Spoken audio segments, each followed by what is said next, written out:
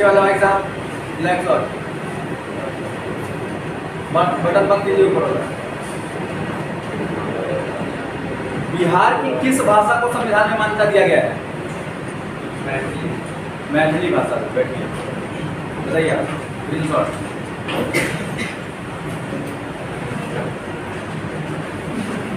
ये 10वीं अनुसूची क्या बताता है? दल कब संविधान में जोड़ा गया? 1952 में 92। 11वीं अनुसूची 11वीं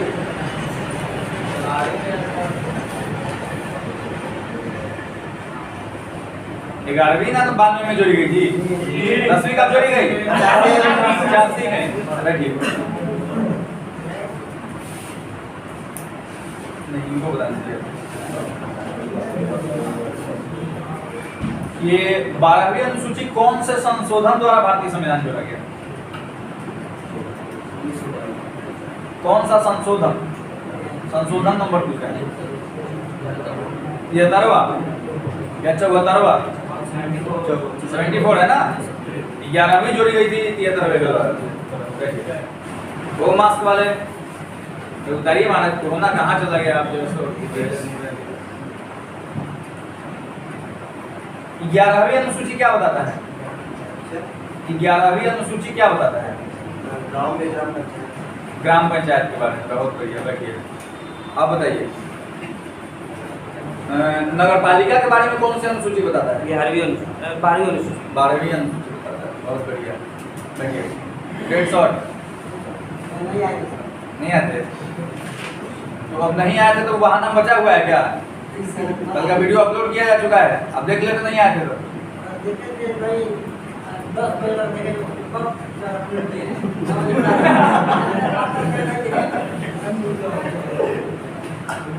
आपके पीछे वाले 9वीं अनुसूची क्या बताता है?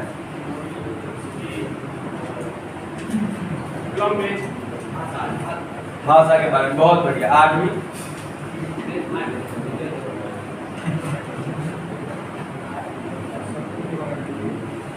8वीं ना बताता है भाषा के बारे में। शक्ति के बारे में। बहुत बढ़िया। 7वीं के बारे में।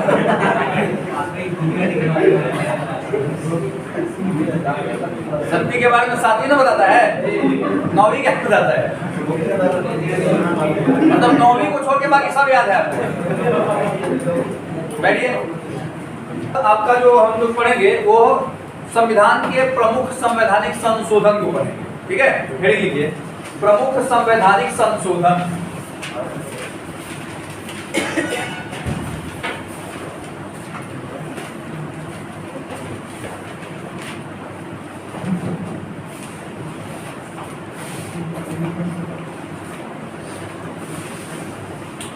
प्रमुख संवैधानिक संशोधन।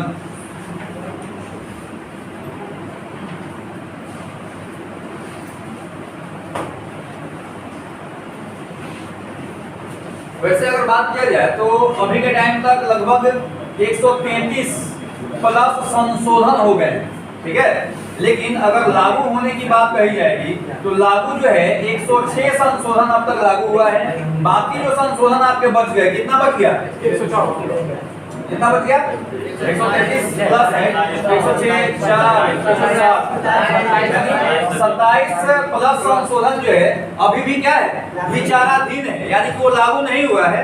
संविधान में उसको जो है उस पर विचार किया जा रहा है कि इसको कब लागू किया जाएगा। जैसे आपने देखा होगा CAA एक संशोधन हुआ है, लागू हुआ है क्या? नहीं हुआ है। उसी तरह के और भी कई संशोधन है जो अब तक लागू नहीं हुए हैं। हमको ध्यान रखना है कि क्या क्या ध्यान रखना है।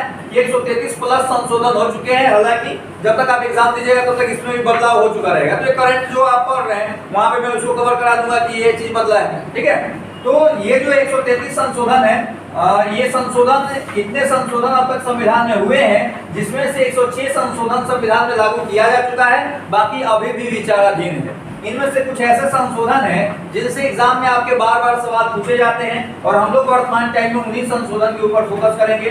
जैसे पहला संशोधन, 7वां संशोधन, 35वां या 36वां संशोधन, उसके बाद आपका 42वां संशोधन, 44वां संशोधन, 52वां संशोधन, 61वां संशोधन, 73वां, 74वां,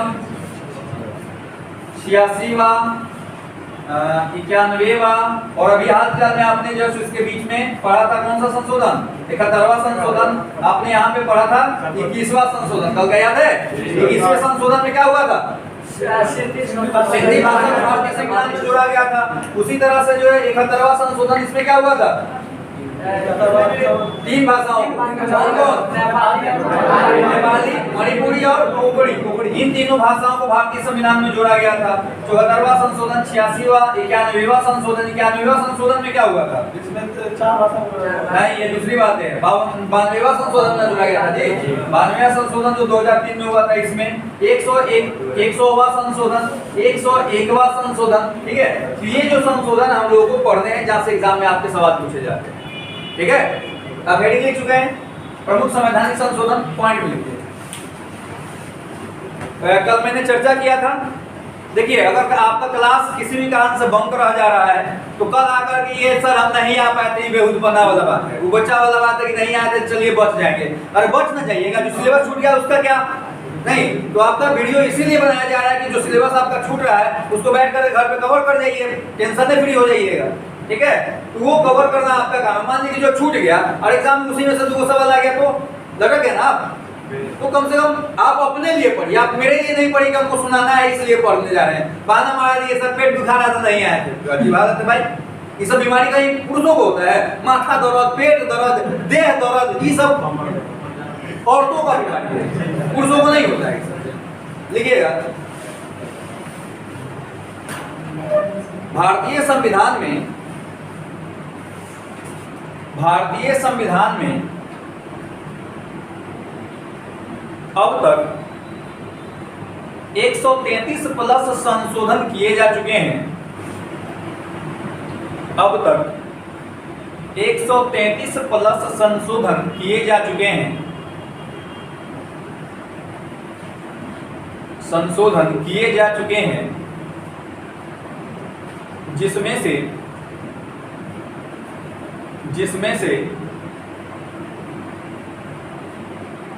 106 संशोधन लागू हुआ है, जिसमें से 106 संशोधन लागू हुआ है,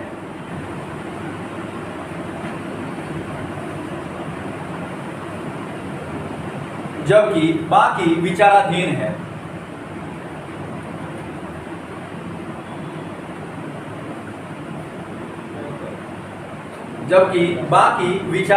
है। यानी कि उस पर विचार विमर्श हो रहा है, उसके लिए टाइम का देखा जा रहा है कि कब लागू करना सही है, ठीक है। लिखिए, प्रथम संवैधानिक संशोधन लिखना कैसे है? प्रथम संवैधानिक संशोधन,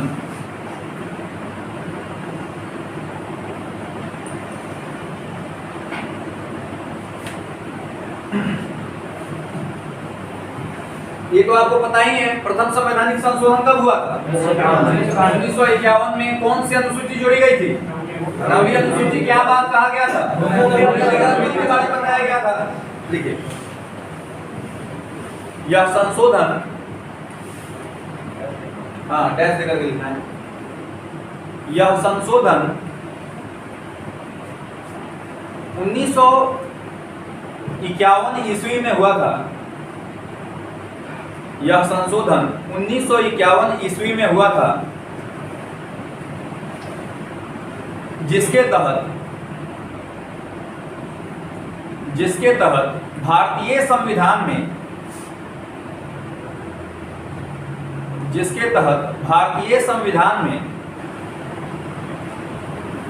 9वीं अनुसूची जोड़ी गई। 9वीं अनुसूची जोड़ी गई तथा भूमि अधिग्रहण बिल पास किया गया, जिसके तहत भारतीय संविधान में 9वीं अनुसूची जोड़ी गई। 9वीं अनुसूची जोड़ी गई तथा भूमि अधिग्रहण बिल पास किया गया, तथा भूमि अधिग्रहण बिल पास किया गया।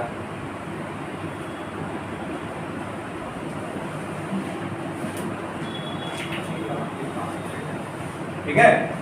अगला 7वां संशोधन, 7वां संवैधानिक संशोधन।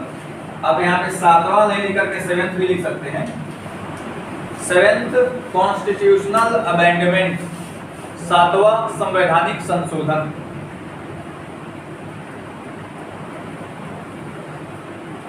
सातवां संवैधानिक संशोधन क्या बताता है ये? 7वां संवैधानिक संशोधन क्या बताता है? भाषा के आधार पर राज्यों के पुनर्गठन बिल जो है वो आपका 7वें संवैधानिक संशोधन द्वारा ही पास किया गया था। कल आप देखे थे जो भाषा के आधार पर राज्य हम बताए हुए थे, सब राज्यों का अपना अलग अलग भाषाएं हैं, तो उन्हीं भाषा के आधार पर जो राज्यों का पुनर्गठन किया जाएगा यह बिल संशोधित किया गया था 7वें संवैधानिक संशोधन द्वारा। और कब? तो 1956 ईस्वी में। ठीक है, ठीक है, डैश देके लिखना है 7वां संवैधानिक संशोधन में, डैश देके लिखिए। ठीक है, यह संशोधन 1956 ईस्वी में हुआ था। यह संशोधन 1956 ईस्वी में हुआ था। 1956 ईस्वी में हुआ था, जिसके तहत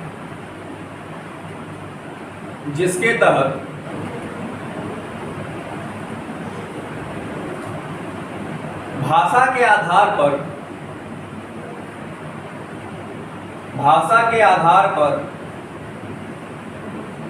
राज्यों का पुनर्गठन बिल पास हुआ था। जिसके तहत भाषा के आधार पर राज्यों का पुनर्गठन, भाषा के आधार पर राज्यों का पुनर्गठन बिल पास हुआ था।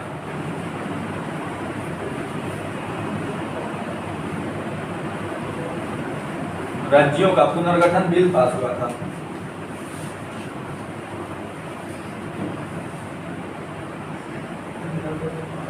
अगला 36वां संवैधानिक संशोधन। 35 36 एक्चुअली देखिए यहाँ पे 36वां क्यों लिखा रहे हैं? 35वां संवैधानिक संशोधन द्वारा जो है सिक्किम के राज्य का पुनर्गठन किया गया और 36वें संवैधानिक संशोधन द्वारा उसको जो है एक स्वतंत्र राज्य, जैसे अभी के टाइम में हमारा बिहार है ना, उस तरह से जो है एक अलग राज्य बना दिया गया। ठीक है, तो एक्चुअली 35वीं की चर्चा नहीं होती है, 36वीं की चर्चा होती है, इसलिए मैंने 36वां संवैधानिक संशोधन। देखिए यह संशोधन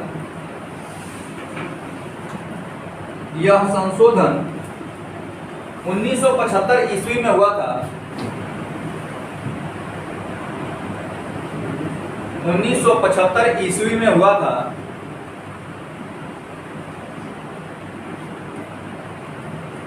जिसमें सिक्किम को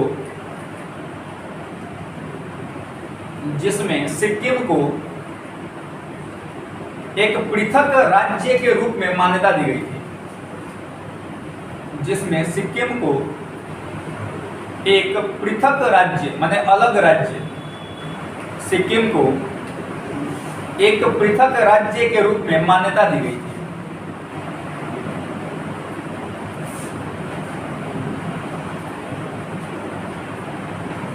पृथक राज्य के रूप में मान्यता दी गई थी। सिक्किम में कौन कौन सी भाषाएं बोली जाती हैं? बिल्कुल, नेपाली भाषा बोली जाती है। इसके अलावा चूंकि पीछे से पश्चिम बंगाल से टच करता है तो बंगाली भाषा भी बोली जाती है। भूटान की तरफ से टच करता है, इसका मतलब है कि बोडो भाषा भी बोली जाती है। ठीक है, लेकिन सिक्किम के नेपाली भाषा एक्चुअली प्रॉपर रूप से नेपाली बोला जाता है, तो नेपाली भाषा को हमारे भारतीय संविधान में मान्यता दिया गया है। आपका बंगाली को भी दिया ही गया है और बोडो को भी भारतीय संविधान में मान्यता दिया गया है। अगला 42वां संवैधानिक संशोधन। 42वां 42 TH लिख लीजिएगा। 42वां संवैधानिक संशोधन।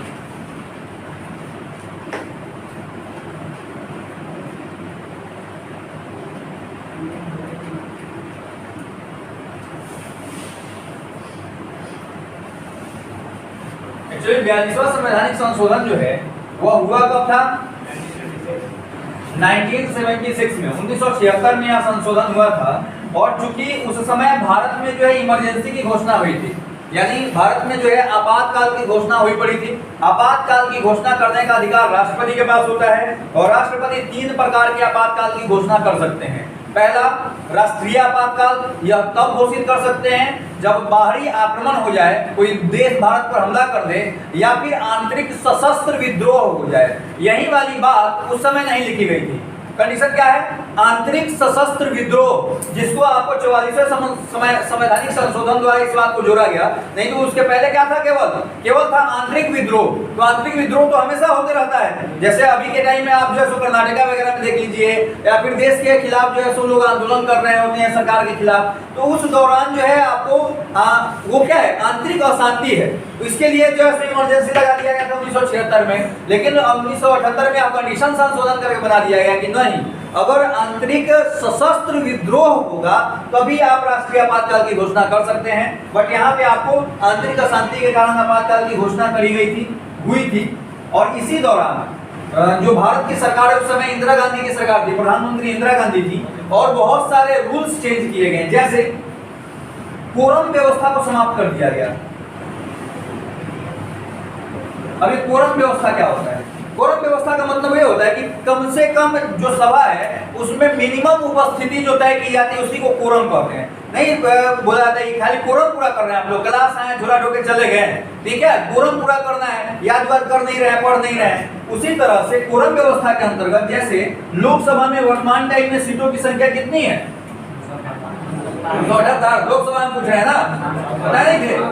543 है। तो 543 का कम से कम 1/10 सदस्य अगर उपस्थित होंगे तो जो है सो सभा आपको संचालित होगी। अगर कम से कम 1/10 सदस्य उपस्थित नहीं होंगे तो सभा जो है सो संचालित नहीं होगी। यानी किसी भी प्रकार का संविधान में कोई भी अमेंडमेंट यानी कि संशोधन नहीं होगा, ठीक है।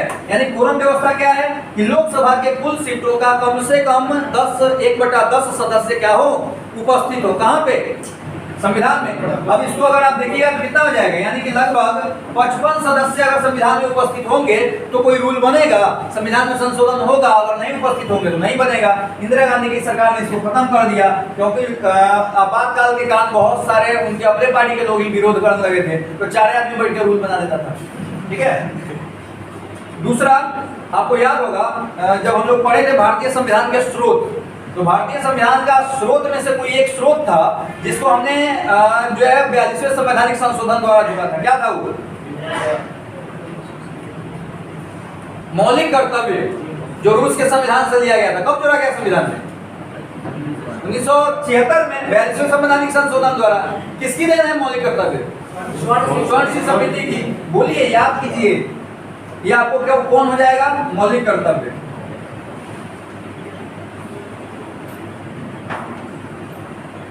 इसके अलावा जो हमारा प्रस्तावना है, हम भारत के लोग भारत को सर्वप्रभुत्व संपन्न गणराज्य वाला जो पूरा लाइन है, इसमें 3 नए शब्द जोड़े गए। कौन कौन? अखंडता, समाजवाद और पथ निरपेक्षता।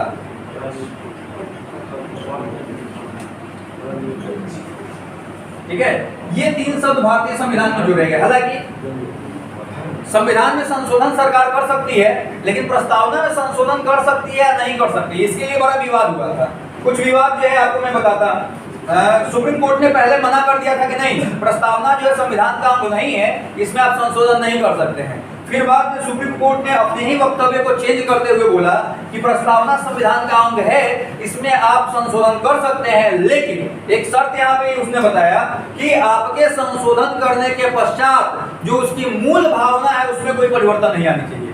यानी प्रस्तावना जो मूल रूप से कहती है बात, उसमें कोई परिवर्तन नहीं आनी चाहिए, तब आप क्या कर सकते हैं? संशोधन कर सकते हैं। और अब तक भारतीय संविधान की प्रस्तावना में मात्र 1 बार संशोधन हुआ है और 3 शब्द अखंडता, समाजवाद और पथ निरपेक्ष शब्द जोड़े गए हैं। हालांकि अगर शब्दों की बात कीजिएगा तो 4 शब्द हो जाएंगे, समाजवाद, अखंडता और भी तो एक शब्द है, और पथ निरपेक्ष शब्द जोड़े गए हैं, ठीक है, पथ निरपेक्ष। लेकिन एक्चुअली जो है इस पे ज्यादा फोकस नहीं किया जाता है और पे, क्योंकि और जो है वो कनेक्ट करने के लिए, 2 शब्दों को कनेक्ट करने के लिए लिखा गया है। तो बेसिक जो मूल शब्द है वो अखंडता है, समाजवाद है और पथ निरपेक्षता है। इन तीनों को क्या कर दिया गया था? जोड़ा गया था। इसके अलावा लोकसभा जो है उसका कार्यकाल बढ़ा करके लोकसभा का कार्यकाल कितने वर्षों का होता है? 5 वर्षों का। इसको बढ़ा करके क्या कर दिया गया था? 6 वर्ष कर दिया गया था। ठीक है, अब आपके दिमाग में आएगा सर तो अभी तो 5 वर्ष है, बाद में फिर इसको चेंज किया गया। तो इसके अलावा भी बहुत सारी चीजें जो संविधान में जोड़ तोड़ की गई थी, लेकिन जो मूल है उसको आप ध्यान रखिएगा कि 42वें संवैधानिक संशोधन द्वारा 1976 ईस्वी में भारतीय संविधान में क्या क्या किया गया था? तो कोरम व्यवस्था को समाप्त कर दिया गया था, मौलिक कर्तव्य को जोड़ा गया था, अखंडता, समाजवाद, निरपेक्ष नामक 3 शब्द भारतीय संविधान की प्रस्तावना में जोड़े गए थे, और लोकसभा और विधानसभा के कार्यकाल को 5 वर्षों से बढ़ा करके कितना कर दिया गया था? 6 वर्ष कर दिया गया था। क्लियर? ठीक है, 42वां संवैधानिक संशोधन, 42वां संवैधानिक संशोधन। कुछ खा रहे हैं क्या? मुंह पूछ रहे हैं? अच्छा, सर्दी हो गया है, कोरोना नहीं ना हुआ है?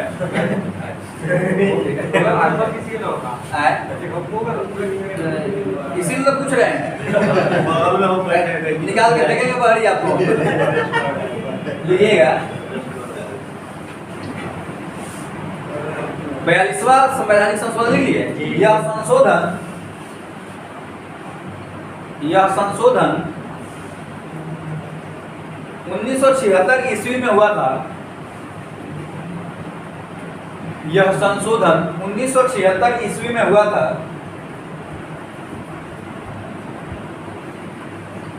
जिसके द्वारा भारतीय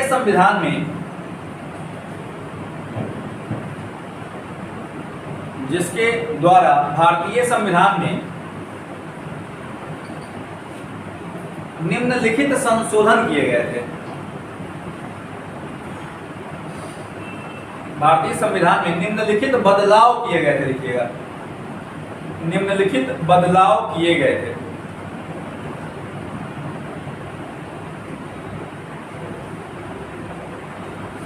अब ABCD करनी है, 1 2 3 करके आप लिख लीजिए। ए नंबर में लिखिए। ए, कोरम व्यवस्था को समाप्त कर दिया गया। कोरम व्यवस्था को समाप्त कर दिया गया।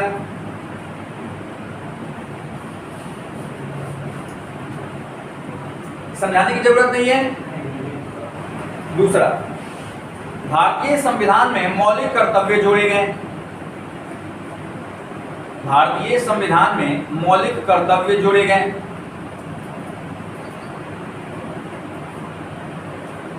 ठीक है, कहां से लिया गया था, कौन से समिति की देने, समय कुछ नहीं बोला, बताने जा रहा हूं, क्योंकि ऑलरेडी हम भारतीय संविधान के स्रोत वाले वीडियो में या फिर आप पढ़ चुके हैं। ठीक है।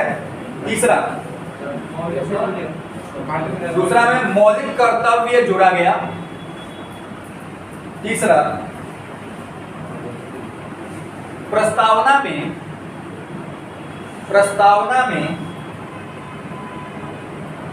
3 शब्द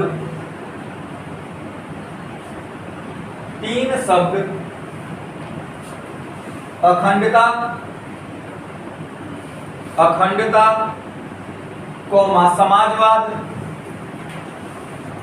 समाजवाद तथा पथ निरपेक्षता शब्द जोड़ा गया। अखंडता, समाजवाद तथा पथ निरपेक्षता शब्द जोड़ा गया। पथ निरपेक्षता शब्द जोड़ा गया।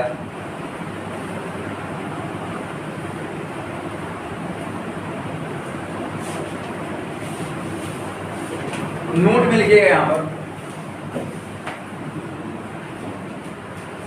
नोट में नोट में लिखना है।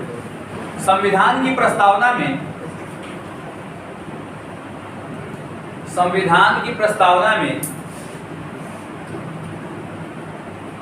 अब तक मात्र एक बार संशोधन हुआ है। संविधान की प्रस्तावना में अब तक मात्र एक बार संशोधन हुआ है। संविधान की प्रस्तावना में अब तक मात्र एक बार संशोधन हुआ है।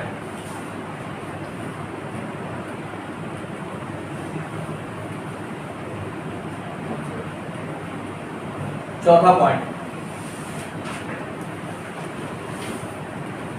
42वें संशोधन द्वारा ही 42वें संशोधन द्वारा ही लोकसभा तथा विधानसभा के कार्यकाल को लोकसभा तथा विधानसभा के कार्यकाल को लोकसभा तथा विधानसभा के कार्यकाल को बढ़ाकर कार्यकाल को 5 वर्षों से बढ़ाकर कार्यकाल को 5 वर्षों से बढ़ाकर 6 वर्ष कर दिया गया। 5 वर्षों से बढ़ाकर 6 वर्ष कर दिया गया। ठीक है, क्लियर? चलिए, आज जो है आपका शाम में 3 से 4 एक नया बैच शुरू हो रहा है। अगर आपके हित पड़ी दोस्त यार जो मॉर्निंग में नहीं आ पा रहे हैं उनको बता दीजिएगा।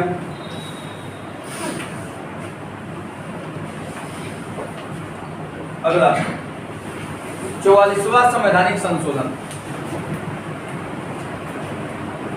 44वां 44th संवैधानिक संशोधन।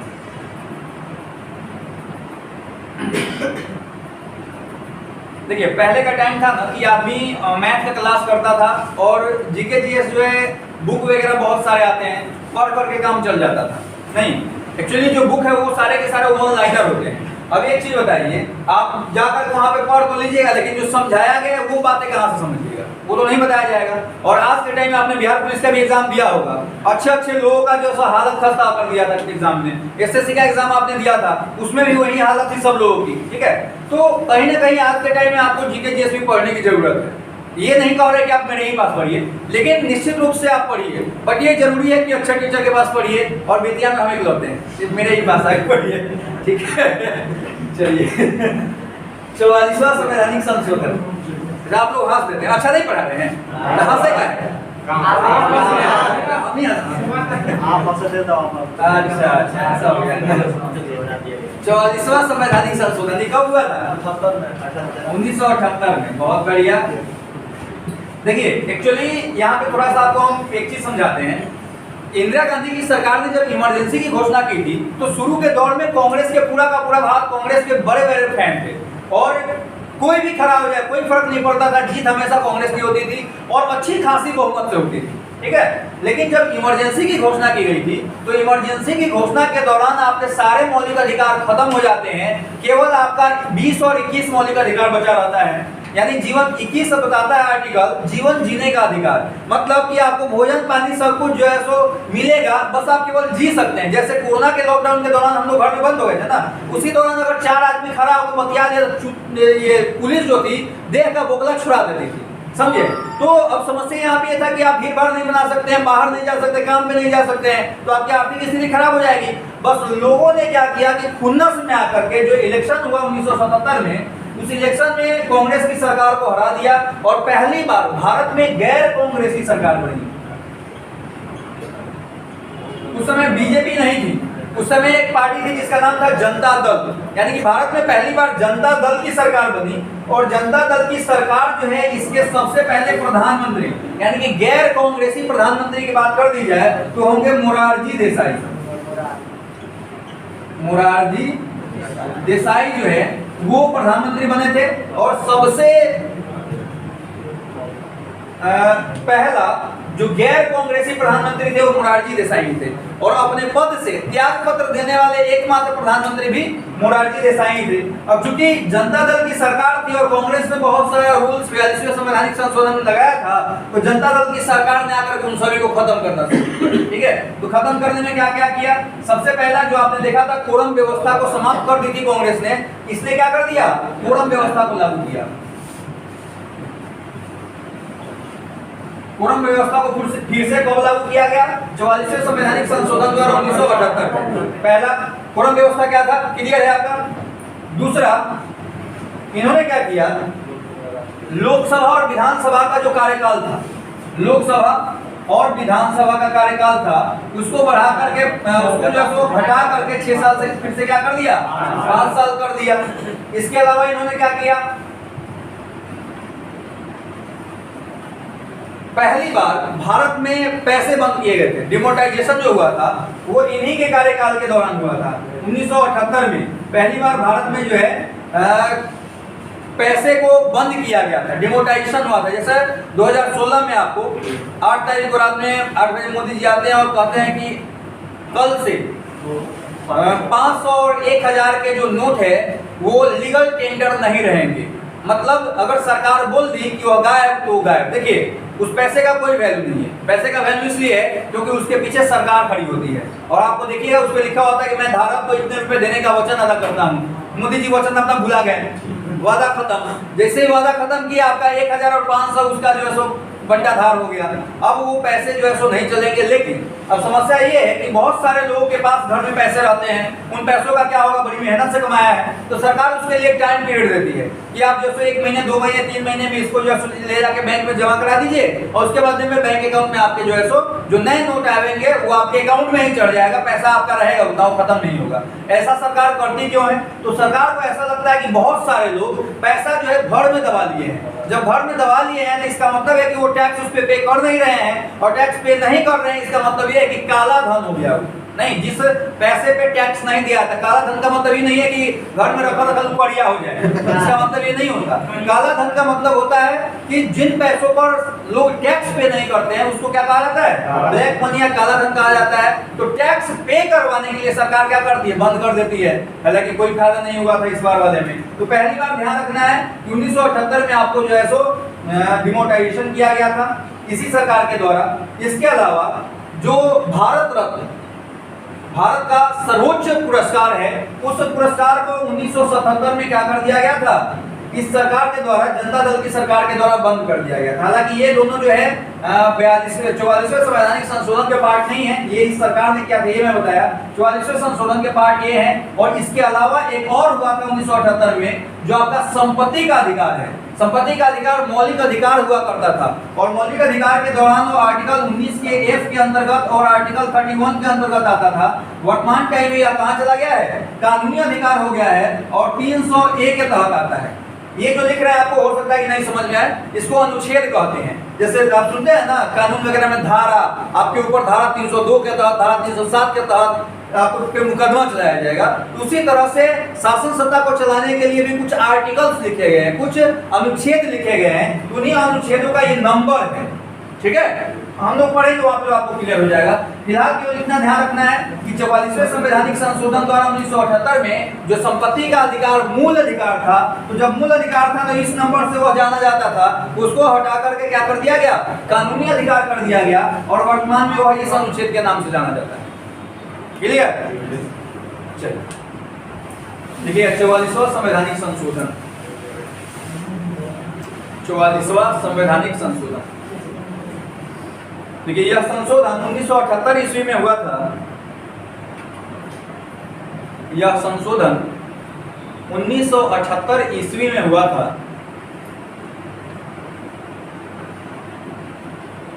1978 ईस्वी में हुआ था, जिसके तहत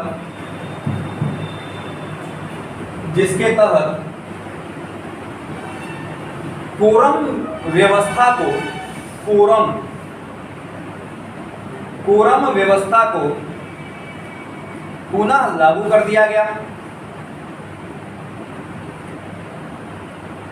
कोरम व्यवस्था को पुनः लागू कर दिया गया।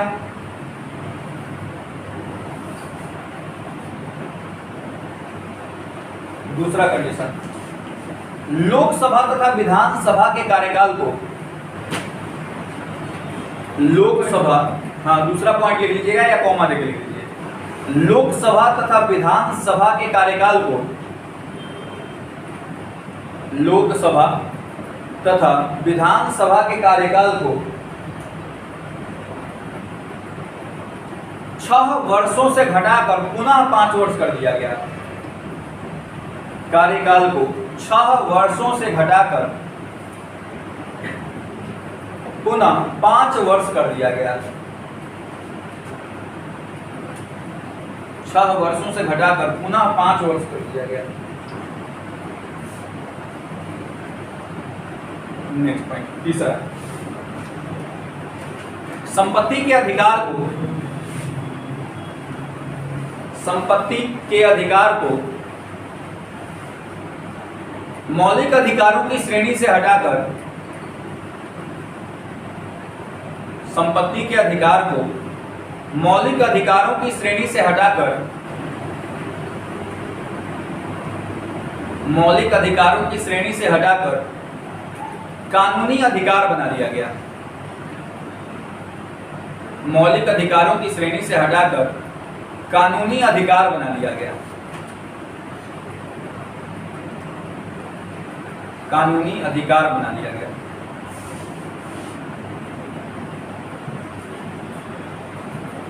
ठीक है, चलिए अगला है आपका 52वां 52वां संवैधानिक संशोधन।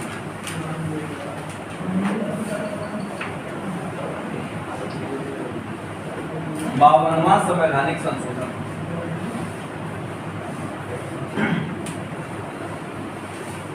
कब हुआ था?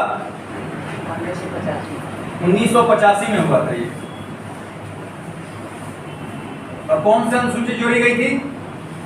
10वीं अनुसूची जोड़ी गई थी और दल बदल पर प्रतिबंध लगाया गया था। देखिए,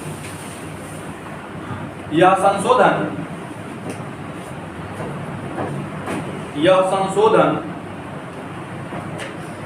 1985 ईस्वी में हुआ था। यह संशोधन 1985 ईस्वी में हुआ था। 1985 ईस्वी में हुआ था, जिसके तहत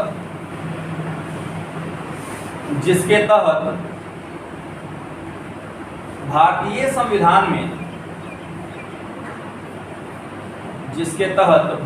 संविधान में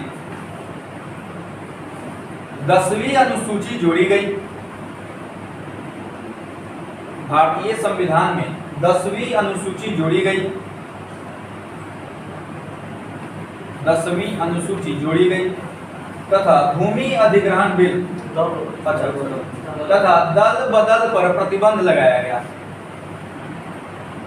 तथा दल बदल पर प्रतिबंध लगाया गया।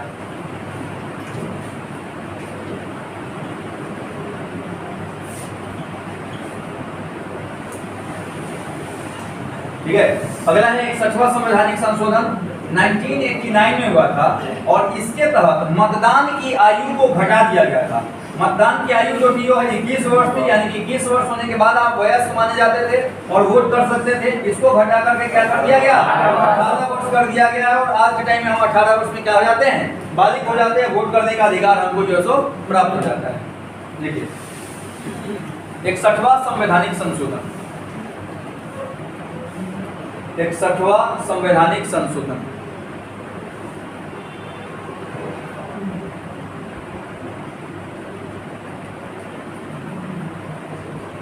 यह संशोधन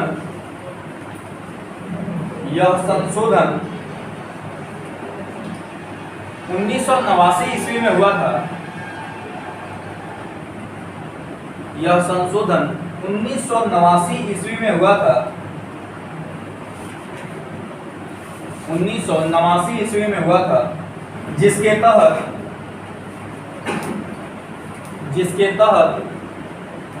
मतदान करने की आयु जिसके तहत मतदान करने की आयु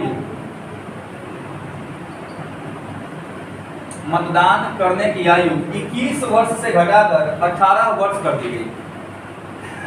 जिसके तहत मतदान करने की आयु 21 वर्ष से घटाकर 18 वर्ष कर दी गई। ठीक है, चलिए हम लोग जो है बाकी जो आपका संशोधन बच गया इसको हम लोग अगले क्लास में पढ़ेंगे। जो लिखाया गया है इसको आप याद करके आइए। Thank you.